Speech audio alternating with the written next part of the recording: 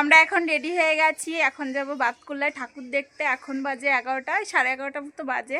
এখন যদি না যায় রাতে ওই ভিড়ের মধ্যে আমরা পড়বো না, কারণ দুই মেয়েকে নিয়ে যাওয়া যাবে না, তখন আসে কি ভিড় হয়, খুব ভিড় হয়। তো সেই জন্য এখন সকাল করেই বেরিয়ে পড়ছি আর কি। তো এখন চলো যাওয়া যাক। তুমি তো দেরি করলে। তো আমার বর গাড়ি বের করছিল, আমরা বাইকে করে যাব।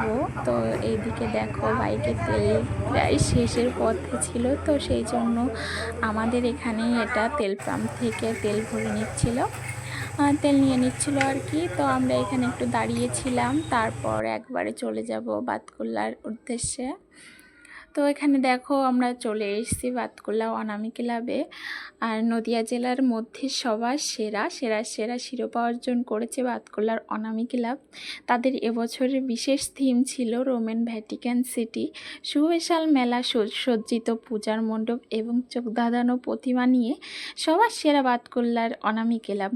আর এর মানে প্যান্ডেলটা করা হয়েছিল ফাইবার প্লাস্টিক দিয়ে, নানান রকমের কারুকার্য এবং ডেকোরেশন। আর তার সঙ্গে রয়েছে একদম মনোমুগ্ধকর প্রতিমা। আর প্রতিমার মুখটা দেখলে না মন একদম ভরে যাচ্ছিল, ঠিক আছে। আর প্যান্ডেলের বাইরেটাও মানে মণ্ডপের বাইরেটাও যেমন সুন্দর ছিল, ভিতরটা আরও মনোমুগ্ধকর ছিল।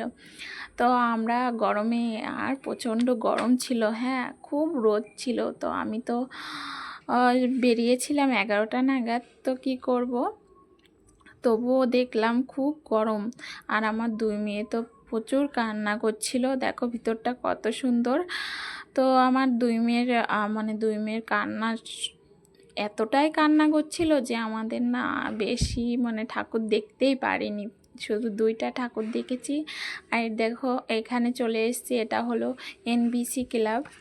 তো এটাও খুব সুন্দর হয়েছিল। এটা অনামী ক্লাবের থেকে একটু নর্মাল ছিল, কিন্তু খুব সুন্দর হয়েছিল। আর এখান থেকে না আমাদের বাইকটাই এত গরম হয়েছিল যখন আমরা এখান থেকে ফিরে আসি। তো আমার বড় মেয়েকে বসানো হয়েছিল, ও সামনে বসেছিল। তোমরা প্রথমেই তো দেখলে ওকে বেঁধে নিয়ে যাওয়া হয়, হ্যাঁ ও সামনে যেয়ে বসেছে, ওর না খুব গরমে আর বাইকের ট্যাঙ্কির সাথে এত ছ্যাঁকা লেগেছে, ও পুরো চেঁচিয়ে উঠেছিল। তারপরে কি করব, মেয়ে তো খুব কান্না করছিল, ওর পায়ে পুরো ছ্যাঁকা লেগে কেমন একটা হয়ে গেছে। তো কান্না করছিল বলে আমি ওর বাবাকে বললাম চলো বাড়ি যাই, পরে আবার আসবো। তো আমরা ভেবেছি অষ্টমীর দিন সকালে, একদম সকালে 5টা নাগাদ বেরিয়ে পড়বো ঠাকুর দেখতে, না হলে আমার মেয়েদের কান্নার চোটে না আবার বাড়ি